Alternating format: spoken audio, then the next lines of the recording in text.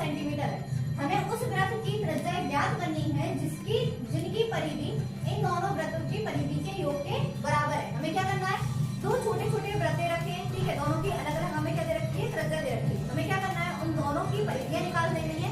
उन दोनों की परिधियों के योग से जो नया वृत्त बन रहा है उस वृत्त की हमें क्या निकालनी है, त्रिज्या निकालनी है। ठीक है, तो सबसे पहले हमें क्या दिया हुआ है, हम वो लिख लेते हैं। सबसे पहले हमें क्या दे रखा है, दो वृत्तों की त्रिज्याएं दे रखी है। जब दो वृत्तों की त्रिज्याएं, तो हम क्या करेंगे, जो बड़ा वाला वृत्त है उसकी त्रिज्या को मान लेते हैं हम r1। क्या मान लिया, r1 कितना दिया हुआ है आपको, 19 सेंटीमीटर। ठीक है, दूसरा क्या है आपके पास, एक और वृत्त दे रखा है, उसकी त्रिज्या को हम कैसे लिखेंगे, r2 क्या है, 9 सेंटीमीटर।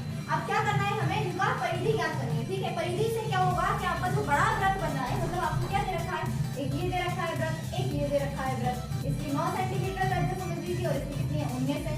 अब इन दोनों को मिलाने से क्या किया जा रहा है, एक नया वृत्त बन रहा है और इस वृत्त की हमें ये त्रिज्या ज्ञात करनी है। ठीक है, और किसका इस्तेमाल करके ज्ञात करनी है, हमें इनकी परिधियों का इस्तेमाल करके ज्ञात करनी है। तुलना करा रहे हैं कि हमारे पास दो वृत्त हैं जिनकी परिधियों का योग करा जाए तो एक बड़ा वृत्त है उसकी परिधि के योग के बराबर है। ठीक है, तो हम यहाँ क्या लिखेंगे, बड़े वृत्त की परिधि, क्या लिखना है यहाँ पर, बड़े वृत्त की परिधि, वृत्त की परिधि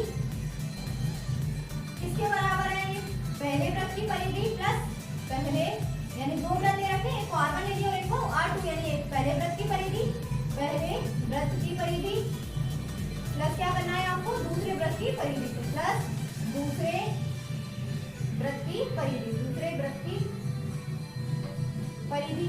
अब क्या करना है आपको, देखिए परिधि के लिए जो सूत्र होता है वो होता है 2 पाई r।